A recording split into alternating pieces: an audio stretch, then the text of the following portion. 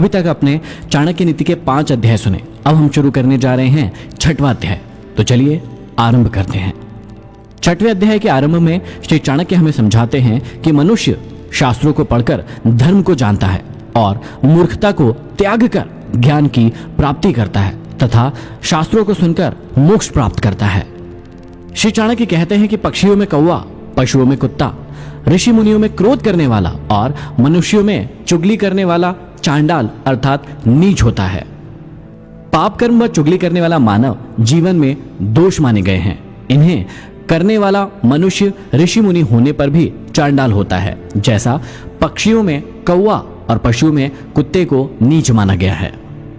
आगे समझाते हैं कि कांसे का पात्र राग द्वारा मांजने से शुद्ध होता है, तांबे का पात्र खटाई से रगड़ने से शुद्ध होता है, स्त्री रसवरा होने से पवित्र होती है और नदी तीव्र गति से बहने से निर्मल होती है। प्रजा की रक्षा के लिए भ्रमण करने वाला राजा सम्मानित होता है, भ्रमण करने वाला योगी और ब्राह्मण सम्मानित होता है, किंतु इधर उधर घूमने वाली स्त्री भ्रष्ट होकर नष्ट हो जाती है। जिसके पास धन होता है उसके अनेक मित्र होते हैं, उसी के अनेक बंधु बांधव भी होते हैं, वही पुरुष कहलाता है और वही पंडित कहलाता है। धन का महत्व इतना बड़ा है कि जिसके पास यह होता है वह उसे ही महापुरुष, पंडित मतलब विद्वान और सबका हितैषी मानने लगते हैं। आगे समझाते हैं कि जैसी काबिलियत होती है वैसी ही बुद्धि हो जाती है, उद्योग धंधे भी वैसे ही हो जाते हैं और सहायक भी वैसे ही मिल जाते हैं।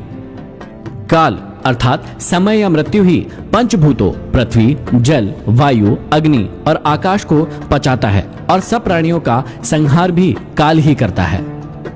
काल की सीमा को निश्चय ही कोई भी लांघ नहीं सकता, काल की गति को कोई रोक नहीं सकता। समय चक्र में आकर सभी को एक न एक दिन नष्ट होना ही पड़ता है। आगे समझाते हैं कि जन्म से अंधे व्यक्ति को कुछ दिखाई नहीं देता, काम में आसक्त व्यक्ति को भला बुरा को सुझाई नहीं देता, मत से मतवाला बना व्यक्ति या प्राणी कुछ सोच नहीं पाता और अपनी जरूरत को सिद्ध करने वाला दोष नहीं देखा करता। धन और शक्ति के अहंकार से भरा व्यक्ति अपना विवेक खो बैठता है, उसे केवल अपना स्वार्थ ही सर्वोपरि दिखाई देता है। उसकी दशा उस अंधे के समान होती है जो जन्म से अंधा होता है। जीव स्वयं ही नाना प्रकार के अच्छे बुरे कर्म करता है, उसका फल भी स्वयं ही भोगता है। वह संसार की मोह माया में फंसता है और स्वयं ही इसे त्यागता भी है। आगे समझाता है कि राजा अपनी प्रजा के द्वारा किए गए पाप को, पुरोहित राजा के पाप को, पति अपनी पत्नी के द्वारा किए गए पाप को और गुरु अपने शिष्य के पाप को भोगता है। राजा का कर्तव्य है कि वह अपनी प्रजा को पाप कर्म की ओर न बढ़ने दे। पुरोहित अथवा मंत्री का कर्तव्य है कि वह राजा को पाप की ओर प्रवृत्त न होने दे और इसी प्रकार पति का कर्तव्य है कि वह अपनी पत्नी को गलत राह पर न जाने दे तथा गुरु का कर्तव्य है कि वह अपने शिष्य को पाप कर्म न करने दे। यदि वे ऐसा नहीं करते हैं तो राजा को प्रजा, पुरोहित को राजा, पति को पत्नी का और गुरु को अपने शिष्य का पाप स्वयं ही भुगतना पड़ता है। आगे कहते हैं कि जो पिता अपनी संतान पर अपना कर्ज छोड़कर जाता है वह शत्रु के समान है। जो माता पतन के मार्ग पर चल रही है वह संतान के लिए शत्रु है। जो स्त्री सुंदर है उसकी रक्षा में पति को बहुत कठिनाई झेलनी पड़ती है, क्योंकि सभी की दृष्टि उस पर रहती है और यदि संतान मूर्ख हो तो वह माता पिता के लिए शत्रु से कम नहीं होता है।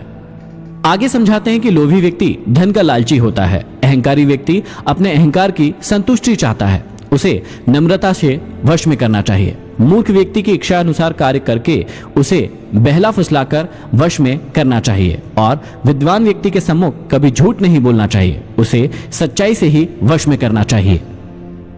बिना राज्य के रहना उत्तम है, परंतु दुष्ट राजा के राज्य में रहना अच्छी बात नहीं है। बिना मित्र के रहना अच्छा है, किंतु दुष्ट मित्र के साथ रहना उचित नहीं है।